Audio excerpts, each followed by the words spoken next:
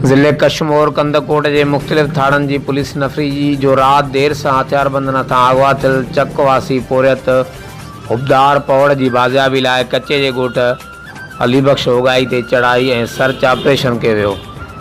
चढ़ाई में police APC chain मशीननि बख्तरबंद गाड़ियुनि सां पूरे इलाइक़े के कड़ो चाढ़े छॾियो, पर जवाबदारनि खे पुलिस जे अचण जो अॻुवाट ई इतला मिली वियो ऐं जवाबदार पंहिंजा घर ख़ाली करे फ़रार थी वञण में कामयाब थी विया।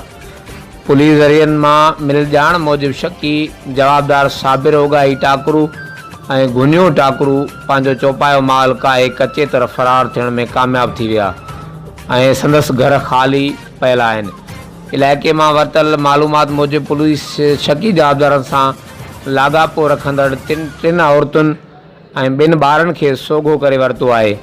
उन हवाले सां पुलिस सां राब्ते की कोशिश कई वई, पर पुलिस सां राब्तो थी न सघियो। बे पासे पवड़ बिरादरी जो मोज़िज़ रईस मुहिम ख़ान पवड़ भी पंहिंजी बिरादरी के केतिरनि ई माण्हुनि सां वाक़े वारे हंधि पहुची वियो। वाक़े वारे हंधि पहुची पुलिस अमलदारनि सां मुलाक़ात कई ऐं मुगवी जी वापसी जो जल्द मुतालबो कयो। ज़रियनि ॿुधायो त एसएसपी कशमोर खेसि ख़ातिरी कराई आहे त जल्द मुगी खे बाज़ियाब कराए वेंदो ऐं ॾोहारनि ख़िलाफ़ कार्रवायूं जारी रहंदियूं। हर वक़्तु आगाह रहण लाइ ॾिसंदा रहो JTN वेब न्यूज़।